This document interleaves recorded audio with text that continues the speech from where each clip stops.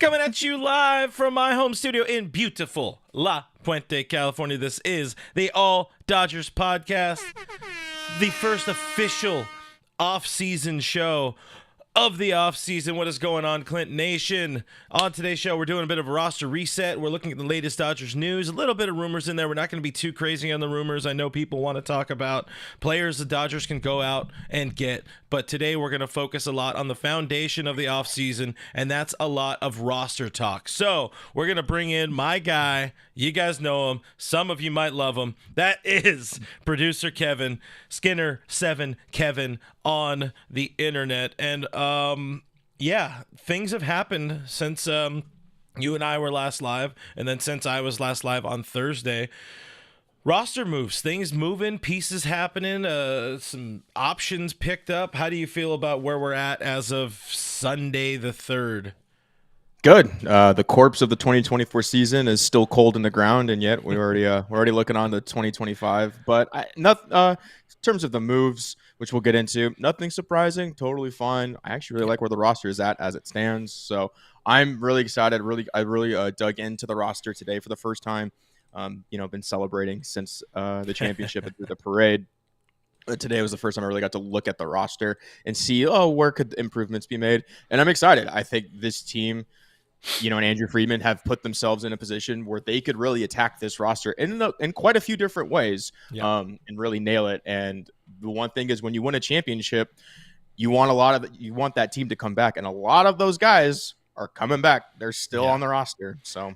And a lot of dudes want to come back. So let's bring the chat in here. How we doing, chat people? Fired up. We are doing a Sunday show today. I still technically don't know how our off-season schedule is going to look. I think after we're done with this, Kevin and I will probably talk for about 5-10 minutes, figuring out some things. But we're hoping to bring you a lot more content, simple content, all that kind of stuff all through the offseason. So please do consider hitting that subscribe button to join the channel. Give the video a thumbs up if you would not mind. Those things really do help out the channel. And let's do a little bit of a mini reset here, because we do have some players now who have entered free agency. Walker Buehler, Jack Flaherty, Teoscar Hernandez, all these guys technically free agents now. Blake Trinan, Joe Kelly, Kike Hernandez, and of course Daniel Hudson and Kevin Kiermaier, both of whom have told us already they are retired. They are no longer options. Speaking of options, Miguel Rojas, his option picked up, $5 million option for 2025. Austin Barnes, $3.5 million option to return as the backup catcher in 2025. And then Clayton Kershaw should be the next one. It's I think it's a club and mutual, or it's a mutual option. No, it's just a player option. It's just all player? Okay. It's but he already just a said, player option. Yeah. And he already said he's coming back, so that'll get picked up. He's like, I'm not fucking leaving. Which I very much appreciate. We haven't talked since the parade. Parade, beautiful. Everything about that parade was perfect. So watching just them give Kershaw his opportunity to speak. I very much love that.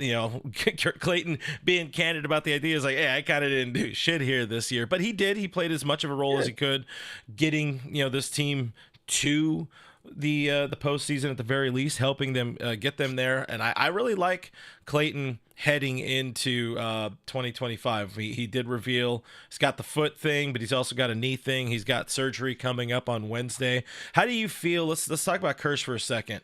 How do you feel about Clayton in 2025, now knowing that these injuries were kind of a big factor for him in 24? I got to be honest, I am kind of worried. You see, he goes so many years without any major surgeries, and now they're all kind of piling up. I don't think the knee one is major. Like, it's not a major reconstructive surgery, but it's still a cleanup and a reattachment, I believe, of his lower meniscus. That's just concerning. You can like see the body is starting to, show that he's played 17 seasons in Major League Baseball. So I'm a little worried, because what you would have ideally liked is for him to just kind of have this offseason to just be a normal offseason. To, build the arm back up, get back into a more routine. But it looks like, for all intents and purposes, it's going to be another rehabbing offseason. And I don't know if that's necessarily good for him. Granted, let's be honest, if he uses the first 2 months of the season to just kind of build himself back up and use that as rehab, I don't think any of us are really going to care. Yeah. This roster, as we saw last year, is built to sustain a lot of injuries. It's built not for April, May, June. It's built to just get to October. So I really wish he could have gotten a nice normal rehab. Yeah, I'll talk Clayton in a second because I feel a little bit different than you, but I do got to tell everybody about Bet Online. It's the world's most trusted betting platform and your number one source for all things online betting. From the earliest odds to in-game live betting, Bet Online provides you with all the action and ability to watch games as they happen. With the largest selection of odds from everything to football, NBA, NHL, entertainment, there's political props. Check it out. Head to Bet Online today. Get in on the action with America's most trusted site for online wagering. I don't know what wagering is, but wagering is definitely a thing. If you can do it in your area, of course, Bet Online. The game starts here. Back to Kersh. I don't know. I really like the idea of knowing that he's older now. We saw the celebrations, shirt off, second he could. So good. He's got the dad bod rocking. As a chunky boy, he's getting a little thick. Kersh is getting a little thick. And one of the first things I thought of when we're talking about Clayton and some of the weight gain, but more so hearing the injuries, the foot, the knee. Clayton's biggest thing has always been running his poles, doing his conditioning through running. And if you can't do that, he's not going to be at as healthy as he's not going to be at prime Kershaw. I don't ever expect to see prime Kershaw again, of course, but this is where I get excited. If he's fixing that foot's not going to be bothering him anymore. If the knee has been an issue, we don't know how long the knee has been an issue. I was thinking of the knee right after I heard that. I was thinking of Walker Buehler jumping on his ass, for the hug and whatever. I was like, no, he's old, he's injured, he's hurt. Wayne Rice in the chat says Kershaw needs to retire. Dodgers could use that money towards free agency. It's not a big hit financially. The base salary for Kersh in 2025 is $10 million. I think it's up to $15 million in escalators and incentives for. I think it's 15 additional. Yeah, upwards of 15 additional. But yeah, like as we saw in 24, you need to have every motherfucking pitcher you can have. And even if you're able to get 15 starts out of Kershaw, whether they be at the start of the season, which he said he's probably not going to be around at the start of the season because of injuries and more so the rehab. But if he's in the middle of the season, you understand that importance. Or if it's at the end of the season, as much crap as we all kind of give Clayton, it would have been nice to have him over some bullpen games in this past October. So again, I'm excited to see a potentially healthy Clayton or closer to healthy Clayton Kershaw in 2025. The good thing is it's, you mentioned the rehab and him having like a normal off season. He's still gonna be able to keep his arm moving and loose. I think having any ability, any option to get strength in that upper body and then eventually start working out the lower body and the conditioning, he's going to be in a lot better spot than he was in 24. And he still wasn't terrible in 2024 by any stretch of the imagination, until that foot became unbearable in that final start where he looked really bad and couldn't get the velo up at all. Again, I'm personally excited about what we can see out of Clayton Kershaw in 2025. He says he wants to stick around. He's not done. Next year might not even be his final year, even if the Dodgers win, just hearing the way he was talking. But no time soon.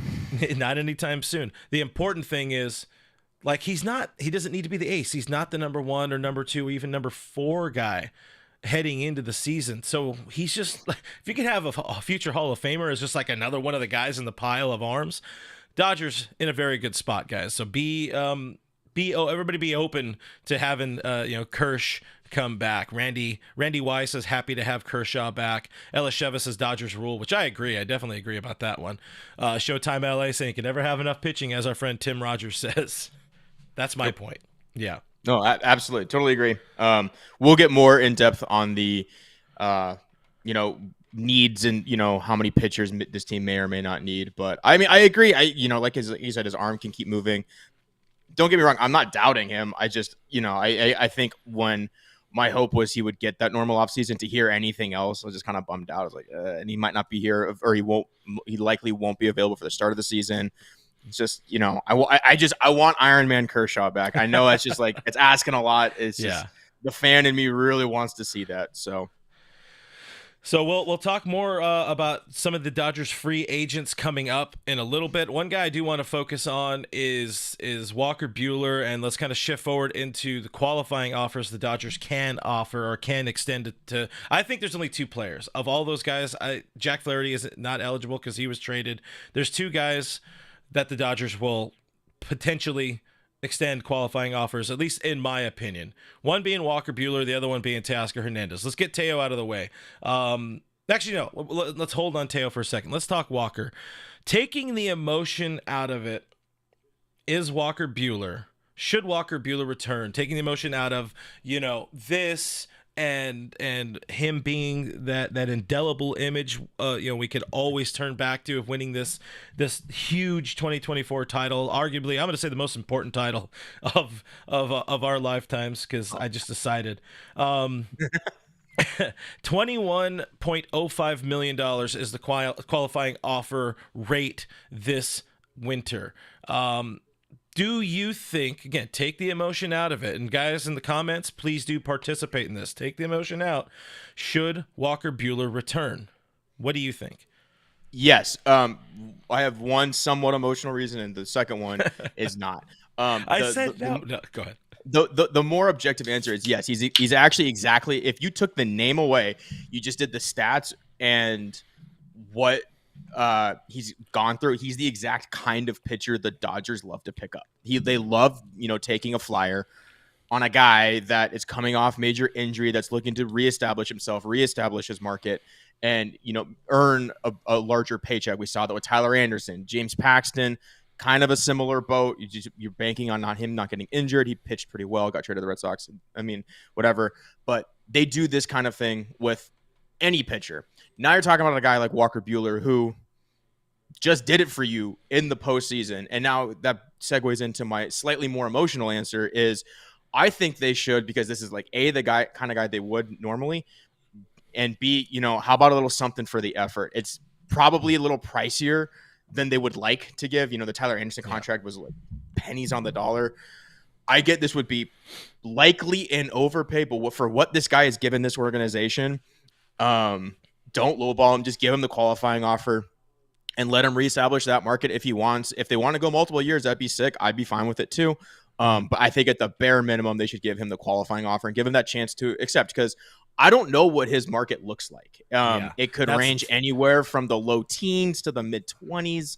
If a team really likes what he's got, why not just give him the opportunity to make really good money, pay back a guy who has helped you in multiple postseasons, helped literally just close out the World Series for you.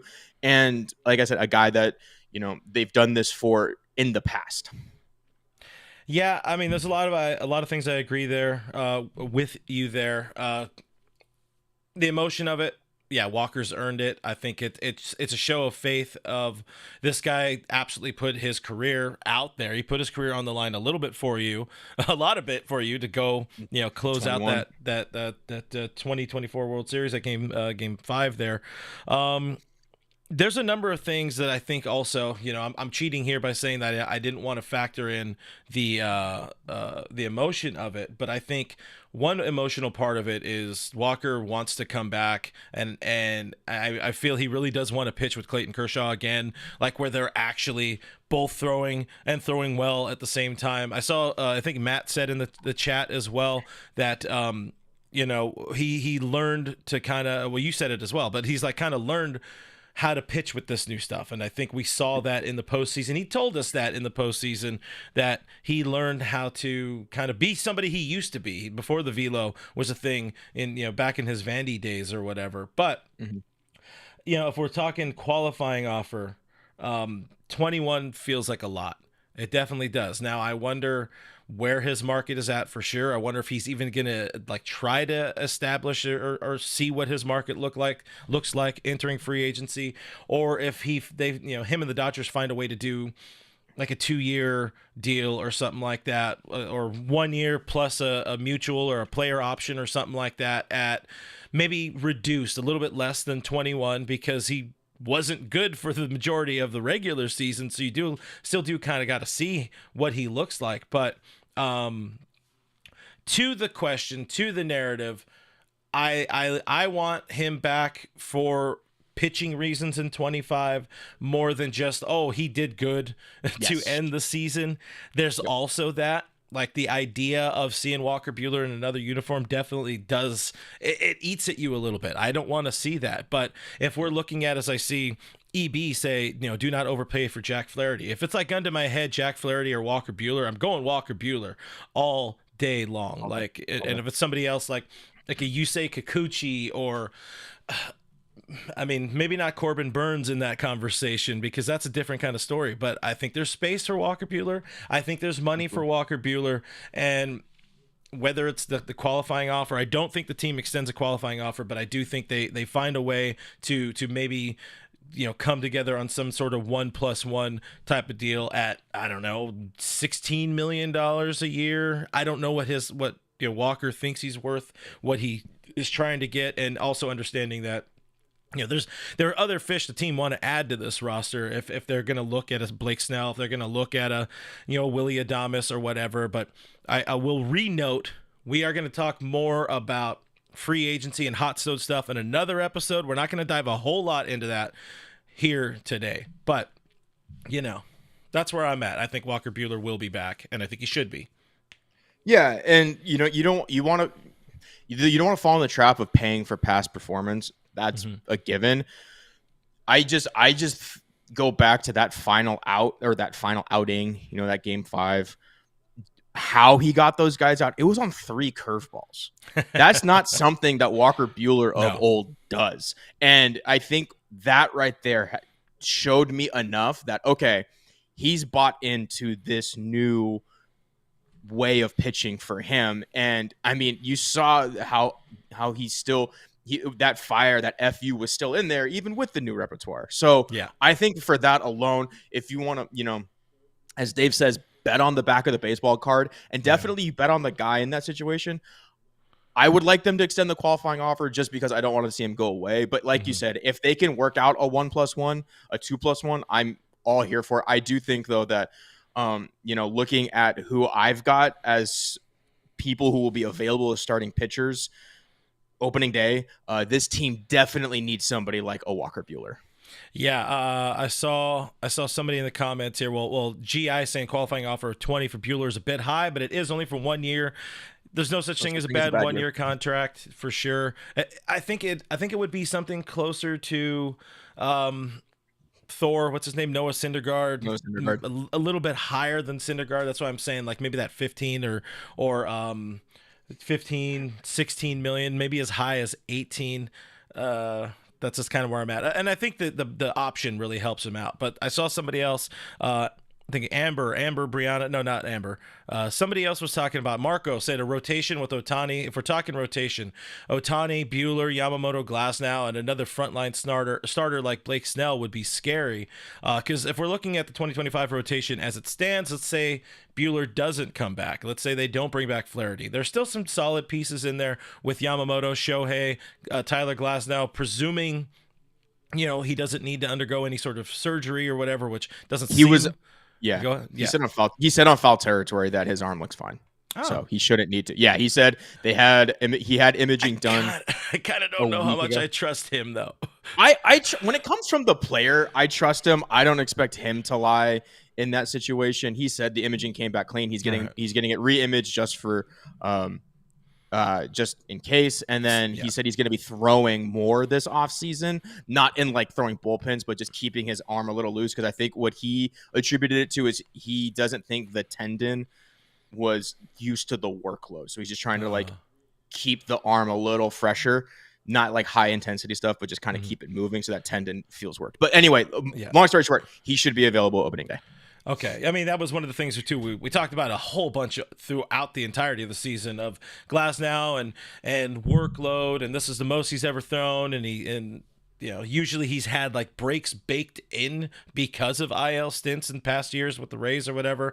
But I expect Glasnow to not peter out the way he did this year. And I really expect next year the Dodgers to go full 6-man rotation. I think it's painfully obvious that they need to, especially with Shohei being in that rotation, especially with the way Yamamoto is and all of that. But Yamamoto, Shohei, Glasnow, Kershaw will be a factor in there whenever that might be. I don't think he's available on opening day because of that knee surgery.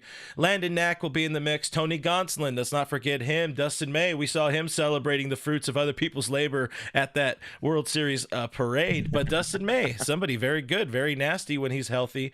You got to hope they figured out a way to keep him healthy in the rotation. And then, of course, somewhere, early mid-season, Emmett Sheehan returns. You still maybe see a Nick Frasso return after his shoulder surgery from a year ago. Justin Robleski lives. Like, there's a lot of pieces still around and available in this rotation, but to add Walker Buehler to that mix and him be anything close to what we saw in the postseason, that's a very good addition to the ball club. Got a $4.99 super chat from Roy Song. Your thoughts on the chances we sign Adames, and if so, does that mean no Teo? We need to keep Teo. He's a perfect fit for this team. Thanks, guys. I think they'll be in on Adames if the price is right. I don't think they balk at it, but I think the shortstop's already on the team, so I don't see a need for Adames, but we can get into that later. Yeah, I do want to talk shortstop and like the Mookie Betts, Gavin Lux, Tommy Edman, and outside. Another factor there. Gordon asking how about Kyle Hurt? He's out. River Ryan also out for probably the entirety of the season. They both had elbow surgeries, as well as Gavin Stone with the shoulder surgery. He will be out. $4.99 super chat from our guy Richie Flores. It says, screw Soto, bring back Walker, Teoscar, extend Tommy Edman. Soto doesn't fit in being what a Dodger is all about. And also F the Dodger Stadium parking lot and F Soto. Thank you, Richie, hanging out with us. To answer the Adames question, I agree with you. They will be in. I don't know that he's on the forefront. If you go back a year ago, yeah, the Dodgers desperately needed somebody like a Willy Adames. Now, I don't know that that's the route.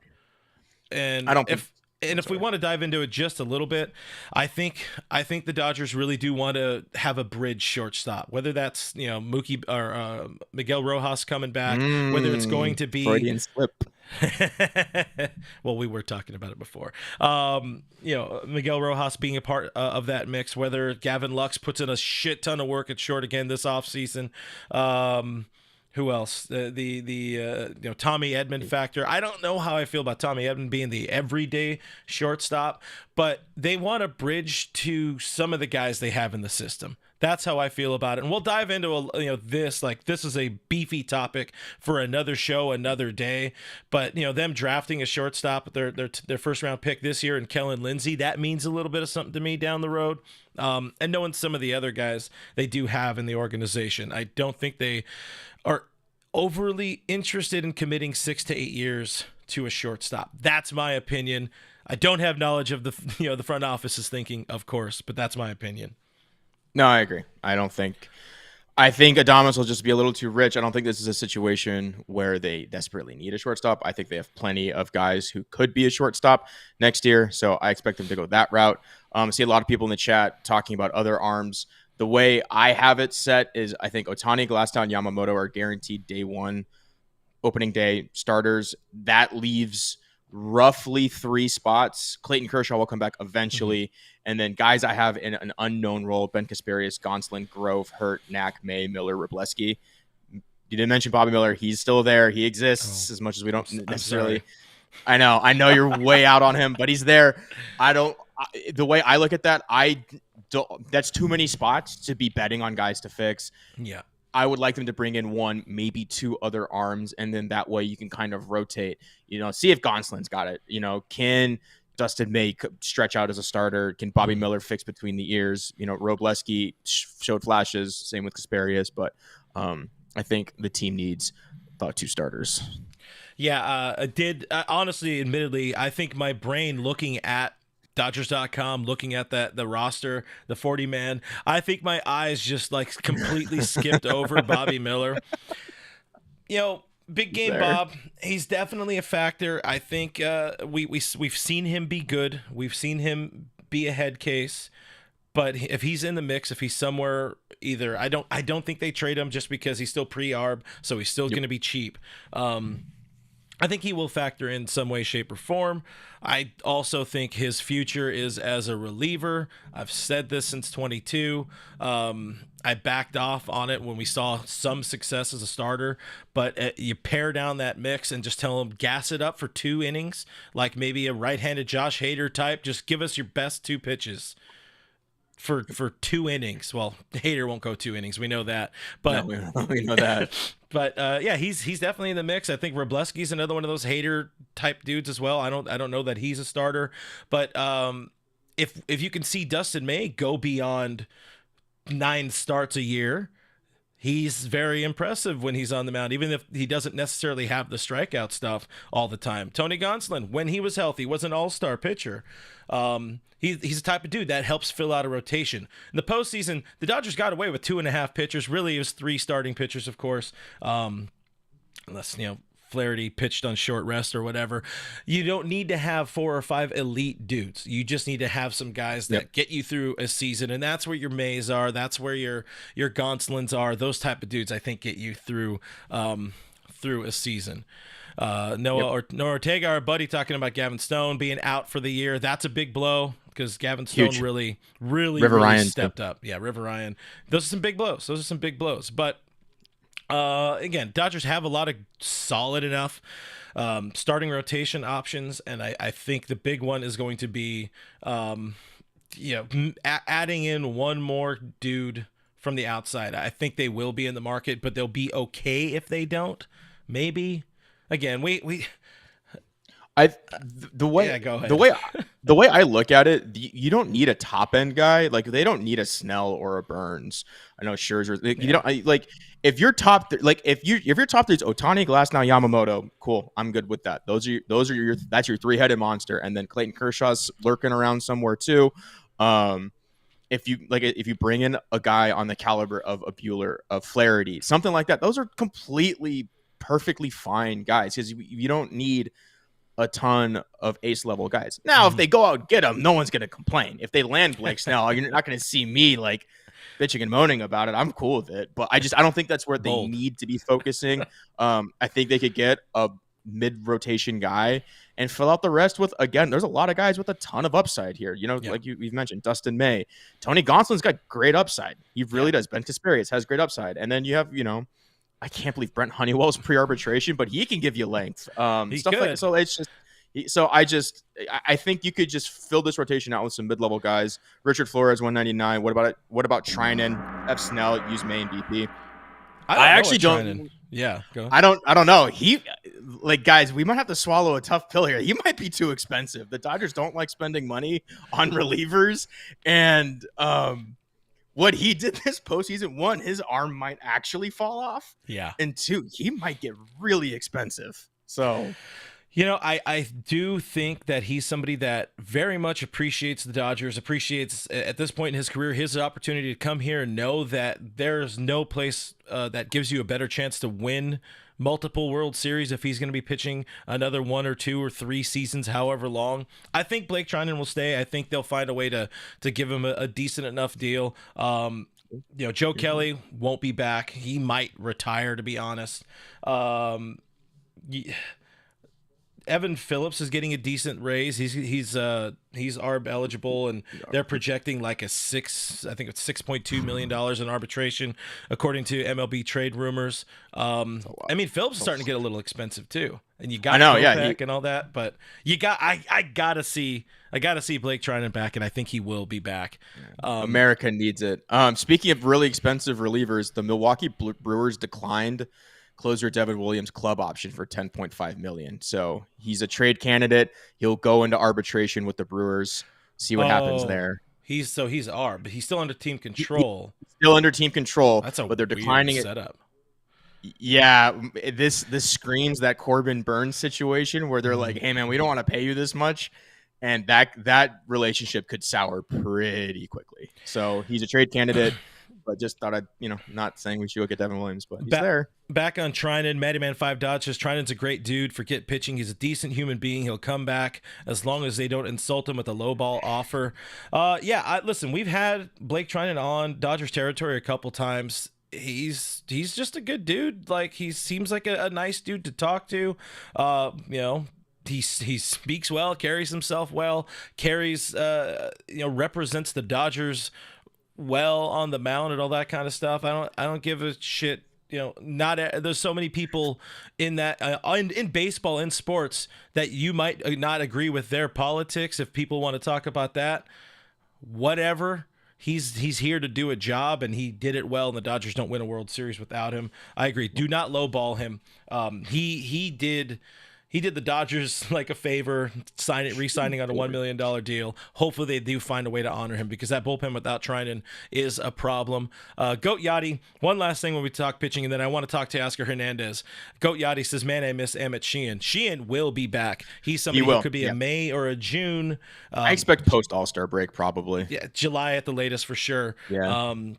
But you get Emmett Sheehan back in the mix, towards that middle part, end part of the season. He's one of those dudes. I don't know if you you don't view him maybe as like a trade deadline acquisition, but you kind of can, because he is nasty and he's somebody who can play a lot of different roles. So even if, I think the point of this whole episode, again, because we don't want to dive too much into free agency and rumors and guys the team could bring in. The point is laying the foundation of this team, this front office set this team up in a phenomenal position for success this year, next year, 3 years from now. And if they don't go out and get Juan Soto, which I said at the end of the last episode I did on Thursday, I don't want Juan Soto. I'll dive into that later on this week when Kevin and I are back together, or not, whenever the hell we decide to do it. But they're so set up. They're so well set up. Yeah, do they need some pieces? Do they need to sprinkle in some talent here and there? For sure. But you're in a good spot, Dodgers fans. This organization's in a phenomenal spot for constant success on the field. Yep, absolutely. No, I'm excited. Let's move on. Let's talk Teoscar Hernandez, because in my opinion, a huge key to future success, especially next year, maybe 2 years. That's Teoscar Hernandez. He's somebody who I say for sure gets the qualifying offer. Was not extended the qualifying offer last year from the Seattle Mariners, so that makes him still eligible to receive one. And the Dodgers will do that in a heartbeat. In the event they lose him, they get a draft pick, but they will extend it. He will reject it, and they will find a way to give him, hopefully not the bag, but he's going to get paid very well. He wants to be a Dodger. Everybody in the world knows it. Yeah, absolutely. And this is a situation where, it's great that he produces the way he does, but you really want guys who want to be there, who care about the name on the front just as much as everyone else in that clubhouse. It helps that he's like best friends with Shohei at this point. I think, again, it might come at a premium, but we've seen this team kind of year in and year out cycle through a lot of outfielders. It would be nice to kind of just have a guy that, that you kind of suffer through a little bit of defensive mishaps, but the bat plays. He's electric. He shows up in big moments for the most part. I know he had kind of a mixed off-season or postseason. Yeah. But he still showed up huge. Rough. Yeah. LCS was a little rough, but he still shows up big. And I really do think it's just, I think about Jurickson Profar, who he wanted to be a Padre, and look what he did for that organization on $1 million. He also signed for a $3 million contract. You get a guy like Teo who wants to be a Dodger, loved being a Dodger. I mean, you look at the emotion he showed at the parade on that stage. How can you not find a way to bring that guy back? I know they don't love spending a lot of money on left fielders, but at some point you've got to kind of make an exception. You're not taking a flyer on a guy. This is a guy who's proven it. And I hold a lot of value in guys who want to play for your organization, because I think that helps them play better. Yeah, no, I agree. That needs to mean something. I said with Walker Buehler, take the emotion out of it. with Teoscar Hernandez, put some of the emotion in it, because that man gave a lot to you. I saw somebody in the chat right now, BC, saying, I think it was BC saying, he's not a great fielder. He put a lot of work in the postseason. At least that's what he was saying. He didn't appear to be as much of an issue in left field as I thought. I've talked to my buddy Jeff Snyder a lot of Locked On Dodgers, and he points out, the numbers will point out how much better Teo is as a right fielder. Hey, maybe right field is open again next year if Mookie Betts moves back into the infield. That's conversation for another day. But there's very clear space and opportunity and a need for somebody like Teoscar Hernandez in this lineup. Power right-handed bat. The right-handed bat, I feel like, is a pretty important part as well, because you have Shohei as a lefty, you have Freddie Freeman as a lefty. To have that guy in there that is going to probably drop 25 to 30 bombs, get you 85 to 105 RBI, play some left, play some right, be in there every day. That's an important factor as well for Teoscar Hernandez. He was in there just about every game. Teo needs to be back, and I think he understands. He made it very well known. He wants to win more than go out there and get a bunch of money. He bet on himself this year. Yeah, he got paid well at 23 point whatever million dollars. He got paid very well. But if he re-signs on like a 3-year deal with another like mutual option or something like that for a 4th year, I think there's something that could work out there. $25 million a year is going to be a lot cheaper than the 50 or 60 a year that Juan Soto is going to be commanding. And Teo would be a Dodger for upwards of 4 years as opposed to 12 or 14 years when you're looking at Juan Soto. And Juan Soto is a worse defender than Teoscar Hernandez. Like that, that's not even debatable. One thing that I also you brought up a good point, or you got like halfway to a point that I just remembered. Let's look at like how much better this Dodgers team was against left-handed pitching, and that had been a sore spot for this team for years. For years, I mean, we had AJ Pollock as like our left-handed killer for a couple years there, and the team was so much better against left-handed pitching, even when guys like Freddie Freeman and Gavin Lux had like career worst splits. I think this was like Freddie's worst year ever against left-handed pitching, partially because of injury and stuff like that. But anyway, like he's like Teo solved basically on his own that one problem. And Miguel Rojas obviously helped a lot there as well, and so did Will Smith. Like give them their flowers where it's due. But Teo really filled a massive need for this team, and to the point where it's like, man, do we even really need a right-handed bench bat? Like, we would like one just because it's great to have, but like, we didn't feel that desperation for, oh my God, we're just like, if they bring in a left-handed reliever, it's over. They bring in a left-handed reliever, that left-handed reliever, they're all of a sudden, they're starting to find ways. They're trying to find lanes where they don't have to face Teoscar Hernandez. Yeah. And that's something that was just, I loved that. It was to the point where like the Braves traded for, I actually forget who did which one, but the Braves went and got Chris Sale. And then the Dodgers went and got Teoscar. It was I forget which happened first, but it went back and forth that way because he's that prolific of a hitter. So I think for all those reasons, I would really like him back. 3-year deal, 3+1 would be awesome. Yeah, I could see the deal souring if it gets too long, but I mean, 3 years is a pretty good sweet spot. Yeah, three with a mutual makes a lot of sense. Another thing, you mentioned that I got halfway to a point with him and his ability to crush left-handed pitching. Also, I think back to a year ago, and we said before we went live, you said, how much different this offseason is going to feel than last year. I mean, it already feels so much different because the first offseason show is happening here in November, as opposed to the middle of October. But I think back to that show in the middle of October, which I don't even know if I did one. I think we did a postmortem. That might have been the final Blue Heaven. I don't remember exactly. But one of the things Andrew Friedman and Brandon Gomes had to address, and I've said it a few times, but had to address in that postmortem presser, that media availability at Dodger Stadium, it was like, are you guys going to go out, in so many words, it's me paraphrasing, but are you guys going to go out and acquire a proven postseason hitter? And Andrew was like, what? Who is that? Yeah, where do you find that? Yeah. Teoscar Hernandez is that guy. And like you said, the LCS, fell off a little bit. He was 0 for the series until he got 2 hits in that final game. But other than that, he hit like I think 450 or 350 in the NLDS. He hit about 330 in the World Series. Got some big time knocks, including in that Game 5 comeback. Like, if you are looking for somebody who is a postseason hitter, and I talked about this after they signed him, him, Shohei Ohtani, they have grown up power, something that a lot of these Dodgers bats don't have. Like Freddie is a opposite field approach. Mookie Betts needs to perfectly run into one for the ball to travel very far, but they tend to be kind of just wall scrapers. Gavin Lux is one of those guys. Will Smith, a lot of opposite field power. To have these guys that go out there and make other teams their daddy with balls that go halfway up the pavilion, that's the type of pop you need in October, especially when you're playing meaningful games in LA in October where it's cold, the ball does not fly as far. Teoscar Hernandez proved to the world he is a postseason hitter. He told everybody in the world, I want to be a Dodger. Please let me be a Dodger.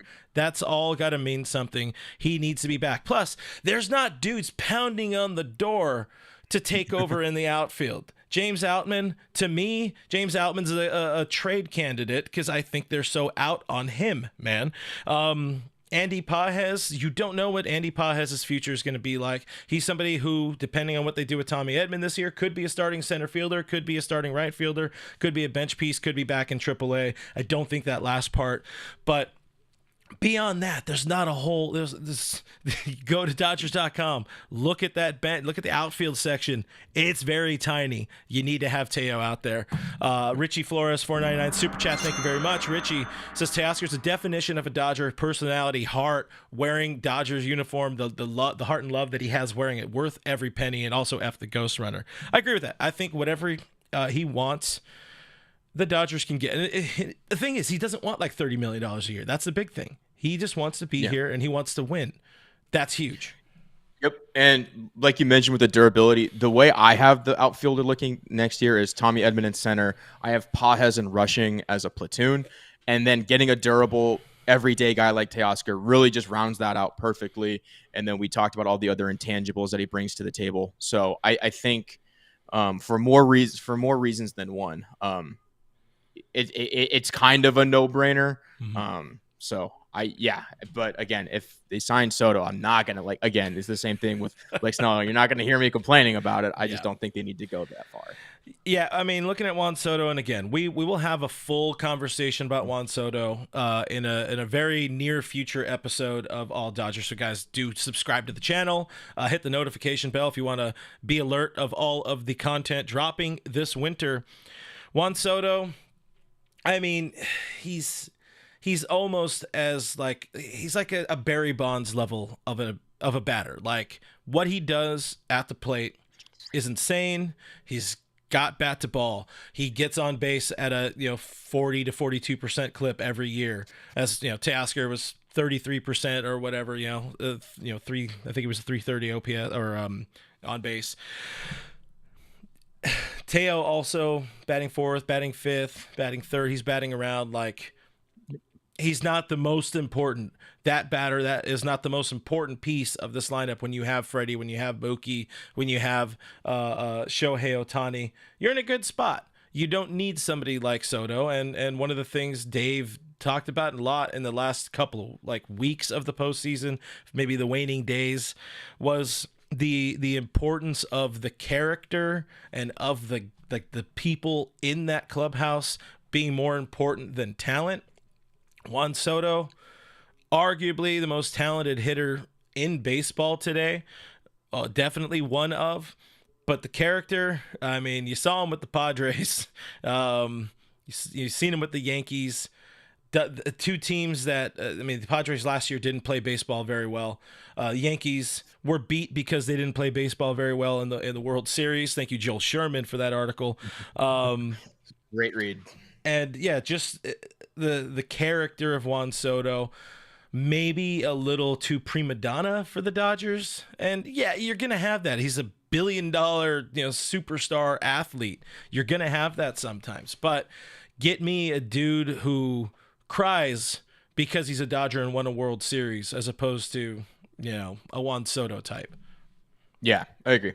Agreed. DSR says Soto will wreck our chemistry. I think a lot of people are in agreement on it, but like you said, once Soto becomes a Dodger at a reasonable deal, I ain't going to be mad. No, We'll figure it out. And I think, like, I don't want it to get like twisted. This isn't like a hating on Juan Soto thing. It's just Teoscar just fits so well. You need like in my opinion, I would need a really, really, really compelling reason to not bring him back. It's more of you have somebody who's right, don't screw it up. Juan Soto would kind of basically be like a not screwed up, but that comes with question marks, and Teo doesn't really come with any, which is great and it's fantastic. And it's not very often you get a guy with no question marks who wants to play for your team. So. Well, again, the only question mark with Teoscar Hernandez is the defense. That's about it. Like, I was very shocked to look at Teoscar Hernandez sprint speed. Like, he's like in that upper, like top 15 in sprint speed or something like that, or top 20. Like, dude's pretty quick too. We saw the cannon hosing the slowest man in the universe. And man. If I was running the bases, I think I might have gotten home. So, Mike M saying I take Teo over Soto and save money. Hey, that's money you guys can use towards a Max Fried, use towards a Blake Snell, use towards whoever else you want, Willy Adames. I mean, I'll take Teo and Willy Adames, and you figure out the rest over, Juan Soto being one dude. And at some point, he needs to be a DH, and the Dodgers have a DH for the next 9 years. But that's just a fact, Jack. He's got to be a DH. But Diane Schroeder says, guys, mash that like button, hit the subscribe button for the channel. We'd very much. Let's go. Yeah, you guys are rocking out for some Sunday Dodger talk. Hey, maybe we found a time. Maybe we should start doing Sunday shows, people hanging out, getting drunk, watching football, watching us. But let's move on. We talked about it a good amount, and I don't want to dive too much into this one, but we talked about it a good amount throughout the course of the season about the challenges coming up for the Dodgers on the 40-man roster, because as of right now at this minute, there are 39 players on the 40-man. The 40th will be Clayton Kershaw when he officially accepts or enacts his contract option, or however the hell you would say that. 7 players are on the 60-day IL. Of course, those already count towards that 40-man being full. Roster moves are going to have to be coming for this team. Yeah. There are trade candidates. There are dudes on the chopping block. If we're looking chopping block, that's real easy. Connor Brogdon's a dude who's going to be on that roster. Ba Felicia. I barely remember them picking up the name Zach Logue, but Ba Felicia, Brent Honeywell could very well be on one of those. I think he's very important, and I agree. But if you're back against the wall and you need a roster spot for a player to put them on within a certain amount of time, he's somebody again on the chopping block. Very, very unlikely. I hope they love him as much as he loved being with this team. But looking at trade candidates, I think right at the top of the list is Diego Cartaya. And Michael Grove could be another one of those guys, even though he's a cheap, still pre-arb arm. Diego Cartaya, is this finally the offseason where he's traded?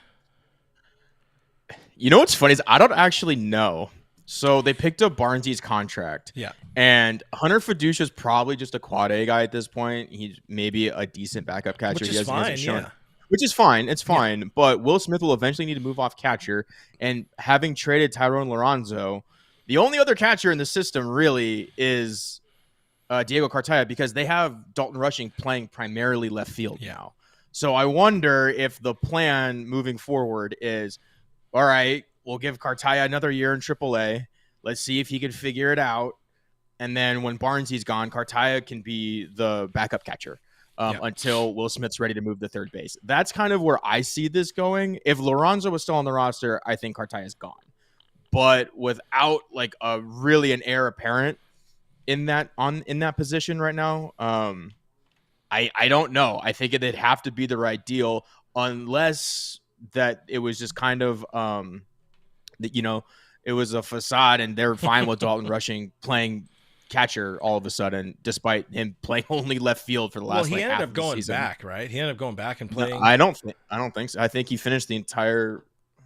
I think he played a little bit of catcher again towards the end of the season, just in case they were hoping or there was a out of nowhere need at catcher. When I look at Dalton rushing. Yeah. Okay. Yeah, you're right. He did play. He picked it back up a little bit. Yeah, I think they're going to look at him as somebody who can catch and play a lot of left field. His primary position will be the left fielder at some point, but he could be somebody who is not even viewed as the backup catcher. He's just viewed as catcher 1B to Will Smith's 1A. Will Smith is going to start 4 or 5 times a week. Maybe should look at starting him just 4 times a week because we saw him wear down. We saw him wear down pretty bad this year and then develop some real nasty swing habits as well. But Diego Cartaya, he's getting older now. He's been around. His best value is going to be as a this year's Michael Busch. That's what I see as Diego Cartaya. I mean, he didn't get his cup of coffee like Mikey Busch did, but still, he is an aging kind of star prospect. As we hit the gong for Noah Ortega re-upping for a 2-month membership on the channel. Appreciate Noah, and says that Ohtani prints Dodgers money. Soto ain't going to print money as a Dodger. People ain't going to get in line to see him play or will buy his merch. I mean, Soto's they will. Soto's He'd need to change his number, but they would. Yeah, definitely 22 is not available. But when you're looking at, the catching situation, Will Smith is going to be here for a very, very long time. They have a backup for at least one more year in Austin Barnes, and then they have another, the quad A backup in Hunter Fiducia, who's just around. Maybe he's somebody who's a trade candidate on the chopping block as well, if and when they need a roster spot. I think they try to hold on to him for as long as they can. But there's Dalton rushing. There was another kid. I was trying to find the minor league depth chart because looking at the organization, there is some lower level catchers that could eventually, like Jesus Gaez, however the hell you say his name. I know he's somebody who's probably not going to amount to anything, but the Dodgers just have a way of finding catchers if they need them, but there's not really a need for a catcher in the immediate or anywhere near future. So this is where it makes the most sense to me to trade away Cartaya now if you can get some value, if there's added value, coming back. Galiz. Yeah, Galiz. That's where I'm at. I think this is the point I'm getting to here, guys. As I distracted myself looking up, talent in the pipeline for the Dodgers. At some point, they're going to need a roster spot, and Cartaya is not going to be. They don't value his ability to catch and call a game and do all the things that a catcher for the Los Angeles Dodgers needs to do. If they did, I don't think they, even at $3.5 million, I don't think they bring back Austin Barnes personally. But if I'm looking at trade candidates, he's one of those guys. Michael Grove, maybe one of those guys. Yeah, I mean, Grove is the definition of expendable for this team. You kind of hate to say it because they've kind of done him a little dirty, not really giving him a set role, always making him, start one game, bullpen the next, send him down, bring him back up. He's really gone through the ringer with this organization, but he's kind of the definition of expendable. I could very much see him, traded for everybody's favorite cash considerations or, another low-level prospect, take a flyer on somebody. He's not going to headline any blockbuster trades, but if you need to free up a 40-man spot, I could definitely see it. Goes to a team that could actually use him as he would kind of want to be used, and get a shot somewhere else. I wouldn't hate that either. I think maybe I didn't hammer in the point enough at the start of this, but the only reason I'm saying trade candidates is really the Dodgers are going to need space on their 40-man roster because they can't put anybody on the 60-day IL until spring training starts. So they're in a bad spot, and they're going to have to take a loss on some of this talent for sure. And that, it just comes with being the Dodgers. Do I want them to trade Diego Cartaya? Not necessarily, but at some point they have to stop hoarding and stockpiling talent with no plan in mind for them. And after they, inked Will Smith to that deal, and we still haven't seen Diego Cartaya at any point, I don't think there's a plan in LA for Diego Cartaya. So he's an option to get moved. Michael Grove, an option to get moved. And Rock says trade Lux. Perfect segue. So I understand this one's always going to be controversial, and I will preface this part of the show by saying I love Gavin Lux, even if I've been extremely hard on him here on the internet over the years, it's because he came up with all of the expectations and all of the, the talent and all of this stuff. When he made his debut, there was a lot of expectations on him, and at times he has definitely met or exceeded those expectations. But the question is, this offseason, if we're looking at maximizing the roster in 2025, could we see Gavin Lux traded this offseason? Very, very good baseball player.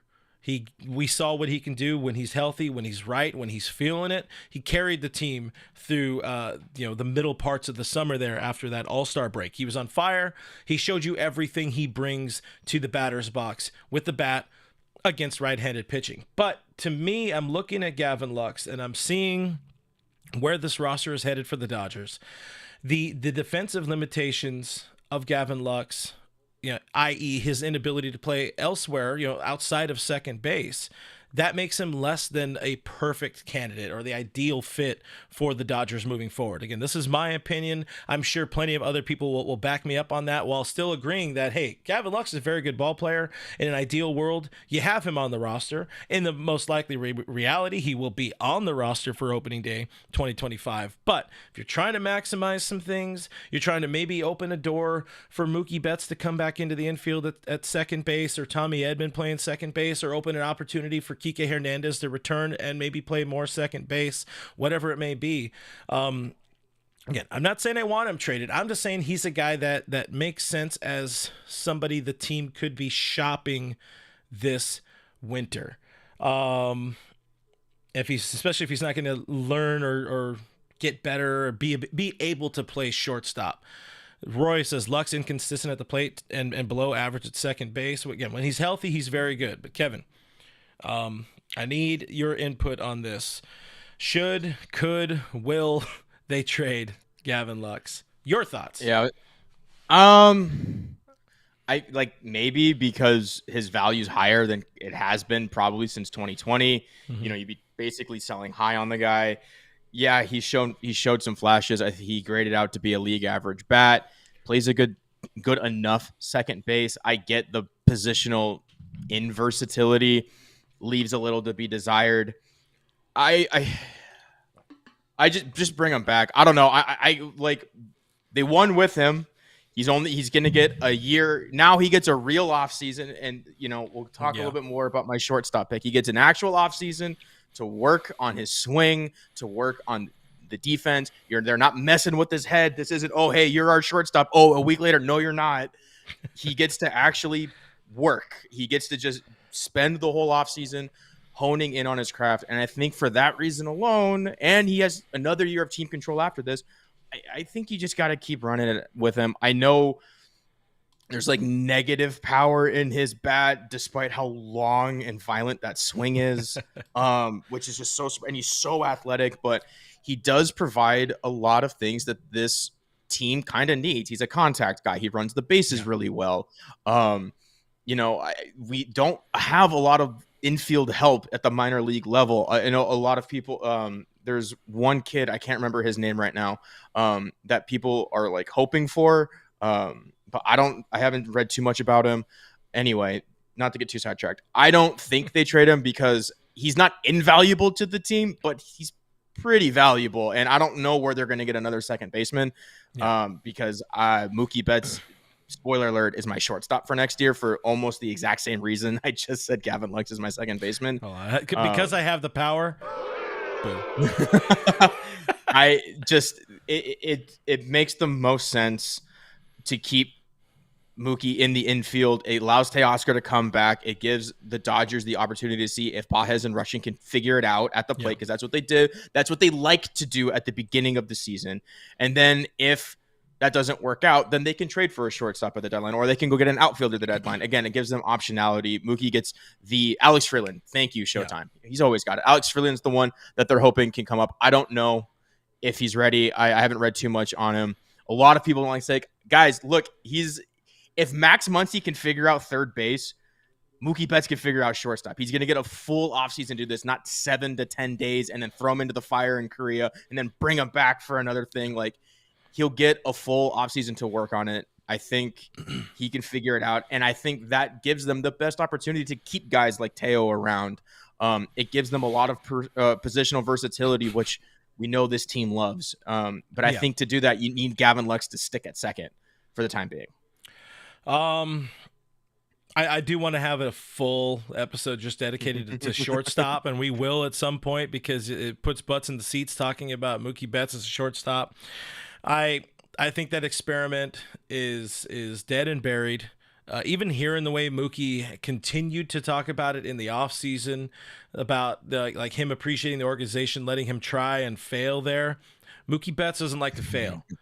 And I don't know that he is a major league quality shortstop. Like maybe if he's a Marlin and he's also 5 years younger, 8 years younger, maybe or something. This is the Los Angeles Dodgers we're talking about, with championship aspirations in an offseason where Willy Adames is available. And if they decide to say, no, Mookie Betts is our starting shortstop, like they would need to announce that. Like that would need to be in the can now, or Mookie needs to start just working on it on its own. I don't see it happen. I think there's a better chance of Gavin Lux getting a shot again at short rather than Mookie. That's my opinion. I appreciate your opinion on it because I've wanted to talk to you about this a whole lot in front of all these people. Almost 900 live with us between YouTube and Twitter, so appreciate you guys hanging out with us. Subscribe. People on Twitter, by the way, join us on YouTube. You can hop in the comments there. It's free on the comments, and it's free to subscribe. Yeah, I don't know. I don't know that the organization, would I be shocked?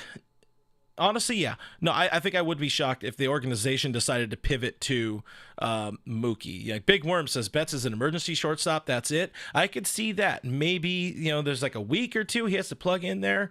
I really do think the org wants him to be a second baseman for the long term. I saw somebody else in the chat talking about like he needs to stay in right because you saw how important he was in right field. There's also that. I wonder if this kind of, bridge year, this gap year for Mookie, playing some infield and then eventually ending up back out in the outfield, back out in right. I wonder if maybe he got it out of his system a little bit. Maybe not. I doubt it. I think though they would like to protect his legs and his speed and his health by having him play more second than right. But I don't see the shortstop thing for Mookie. That's again my opinion. I agree. I think the way this offseason is going to play out.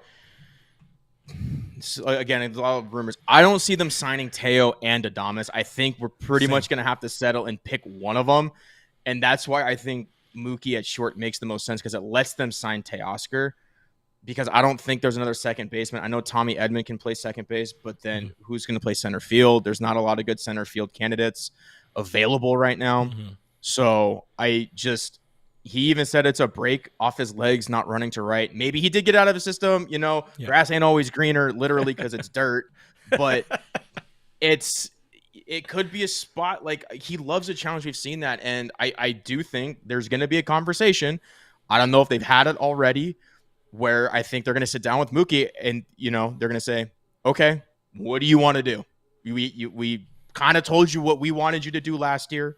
This year, what do you want? You want to be the right fielder? You want to be second? You want to be short? We'll figure it out and we'll make it work from there.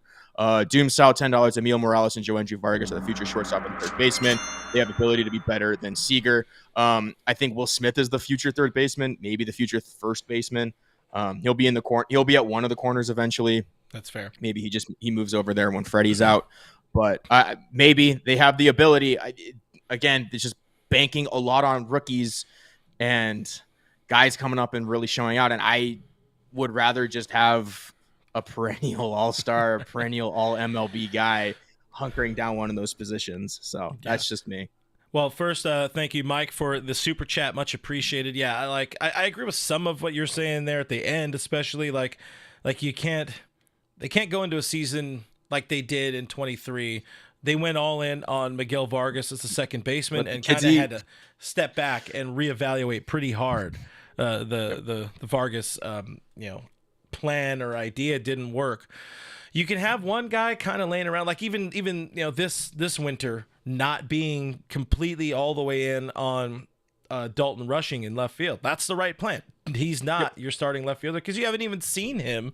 As we get a $1 super chat from Vin 1988. Thank you very much, Great name, Vin, for hanging out with us. Always love Vin here in the house on All Dodgers. I forgot what I was talking about. Yeah, you can't have those somebody, especially like they entered 23 with the expectation of Gavin Lux being the shortstop. They entered 2024 spring training with the expectation of Gavin Lux being the shortstop. Like you can get yourself into a tough spot, a bad spot, precarious spot when you have to pull the plug and do Mookie a week before or whatever. But I don't know. I feel like having Mookie play some right, play some second, and bringing back Kike Hernandez maybe is a thing. CT3's probably still going to be around. Like, there's a question for you. Will Chris Taylor still be on the roster come opening day? Well, perfect segue. $10 super chat from Nick Murray says any let's go. contract swaps the Dodgers could make for Chris Taylor's final year, i.e. like temp trade in 2018. Ooh. Good. Thanks, Nick. Appreciate you. Excellent comp. I don't know. Last year it was like a no-brainer. Like, yeah, he's got 2 years. He's making a lot of money. This year, I don't know. They because he didn't like at any point in the season look right at all. So there might be a situation where the Dodgers say, "Hey, yeah, take this contract off of this roster and basically give him away." I really could see that, and I hate saying that because Chris Taylor's never done anything wrong in his life, but he also didn't hit very much this year. And if he's not hitting, and there's already a lot of positional versatility, especially with Miguel Vargas being re-signed, having resigned, Tommy Edman gives a lot of positional versatility. Rojas. Thank you, Chet. A lot of Miguels. Anyway, both world champions either way. Both exactly. And we had a lot of things to say about Kike in the middle of the year, but that he shows up at the postseason and he produces. And then when Chris Taylor was given his chance at the postseason, he was like middling at best. So long story short, if there was a year they're going to move him, this is probably the year. I wouldn't be overly surprised if Chris Taylor's not on this opening day roster one way or another. Yeah, I mean, he's owed, I think it's just $17 million now in his final year under contract with the Dodgers is Chris Taylor. Again, the Matt Kemp trade to the Braves, that's a really, really good, or from the Braves, it was more to the Reds afterwards when they cut salary. That's a really, really good comp. That's a good idea that like Chris Taylor can help out. Like if he is somebody who brings some championship knowledge to another team, gets more opportunity. We like to forget that he did hit over 300 in the second half of the season. Also barely played. I mean, they very much picked his lanes perfectly.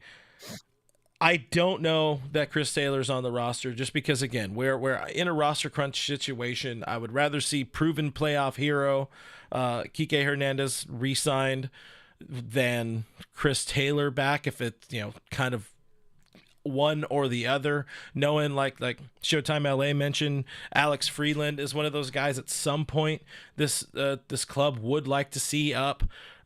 You have some... Not the best, like that. You don't know if they're the best or not, but you have some minor league shortstop infield options. To have somebody like taking roster time or taking playing time away from somebody who's better or deserves a chance in the minor leagues. I don't know. I'm kind of talking around in circles here, but on Chris Taylor, I don't know. I think the fit has wrapped. I think the fit has kind of reached its end with Chris Taylor. He can play some outfield. He can play some infield. But you also have some other guys who can do it for much cheaper who need to you need to start the clock on some of these dudes. Yep.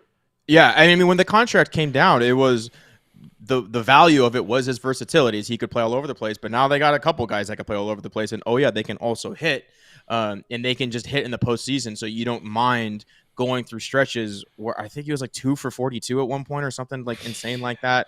It was bad. Like I know he hit silently 303, as somebody mentioned at the end of the season, but like barely played. And he still had stretches where it was just like nothing was happening, So that's a point where 2 hits went a long way for him. But when you got guys like Tommy Edman, Rojas, that can also hit, show up in the postseason, that all of a sudden that versatility, it's not as valuable, and therefore neither is the contract. So, if this is if the World Series is the last we see of Chris Taylor, it's unfortunate, but it's a great way to go out. And like you mentioned, the Reds could use him too. They need some guys, and they just they got Tito there as their manager now. Maybe he wants to bring in a little bit of veteran leadership, like another proven guy. That's something I could see happening. But yeah. I mean, they have a lot of talent there. I mean, them not bailing, but pulling the plug on Ellie De La Cruz as a shortstop. Maybe that opens up some opportunities. I wouldn't be shocked, doubling back to or circling back to where we started on this. The idea of could Gavin Lux get traded this offseason? Maybe it is a package deal where it's like some sort of crazy blockbuster, a Lux and Diego Cartaya and Chris Taylor to offset the money. Kind of all of that Reds deal that happened with Puig and Kemp and, Tim not Fedorovich, but the other guy, Kyle Farmer and whatever, like some talent that is very good talent, but you don't necessarily have a plan for or space for on the roster. That could be part of common sense. As we don't think the Dodgers will make a significant trade this offseason. That could be part of the significant trade right there. Moving some dudes that outlasted not their usefulness, but don't give us the best roster moving into like 25, 26 and beyond. Yeah, and I think part of the reason I don't really see a big trade coming is because the top prospects, the Dodgers actually need them at this point. They need all the pitching prospects they can get. We saw how thin that rotation got at the end of the year, and they need every outfielder and infielder they can also get. Like when you have guys making as much, I understand that it's the Guggenheim group and they, are worth billions of dollars, but realistically, when you've got guys making the kind of money Shohei, Mookie, Tyler Glasnow, like all these guys are making, you need to be able to fill out the rest of the roster with cheaper guys, and those are generally going to be prospects or pre-arb guys. Yeah, absolutely. So, I mean, there's more we can talk about with this for sure. We've already been on for an hour 15. We should probably hit the wrap it up button, but hey, I feel like this was a good foundational show for our true day one of the offseason, guys. Hopefully you guys enjoyed it. Hopefully you guys agree. If you watch this show after it was live, continue the conversation in the comments. I'm going to be here all offseason long. Kevin, hoping he's going to be stepping up on some more content all offseason long as well. We are here to be talking Dodger baseball with you. Like we said earlier in the chat, it's a lot nicer when the Dodgers win because you don't have this angst, you don't have this anger deep down in your soul when you're thinking about the team and all the moves that went wrong and whatever Dave Roberts did or what X player did. Like, yeah, if we picked apart that entire postseason, we could poke holes in a lot of the Dodgers roster and in a lot of concerns area. I've seen a lot of chats rolling through here on the live stream, bringing up Max Muncy. Max Muncy is also one of those guys that really wants to be here, took less money to stay here, played a pretty fucking good third base for the team, mind you, in the postseason. And there's at third base there aren't like better options laying around. That's one thing, or at least ready to go. Yep. So, No, absolutely. And people are talking about him not showing up with the World Series.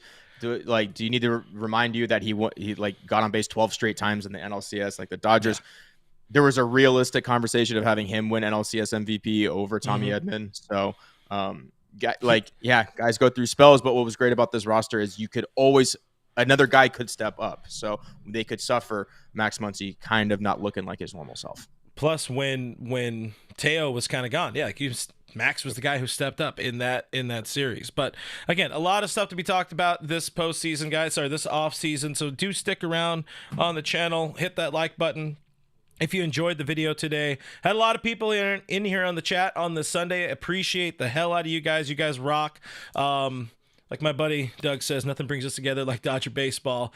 Even on a Sunday, we'll be here. We're going to have a good time. But thank you for the comments. Thank you for the questions. Thank you for watching, for listening. Folks that sent in super chats, we appreciate the hell out of you there as well. If you're looking for a different way to support the show outside of just hitting that subscribe button, which is a massive way you can help support the show, hitting the like and subscribe and doing all that kind of stuff, sharing with Dodger fan friends. We also have a Discord. Let's just say we also have a Patreon or YouTube members. It's $5 a month to help support the show, and you also get access to our Discord server. I think this winter we're also going to look for content a lot from fans in our Discord. The group, the family keeps growing, and I'm sure folks there have a lot of things to say, to think about. I know Showtime LA has a lot of what do we call it, rumors stuff he wants to dive into. We will be talking a lot about it. So if you're looking for a different way to support the show, it's $5 a month. Check it out there. Or if not, just hit that subscribe button. I think that's about it. All Dodgers is presented by Bet Online. Do that thing. Make sure you give this man some love. Follow him at Skinner7Kevin. I am Real FRG on the Twitter, on the Instagram. Give us a follow. That's about it. See you on the next one. Okay, bye.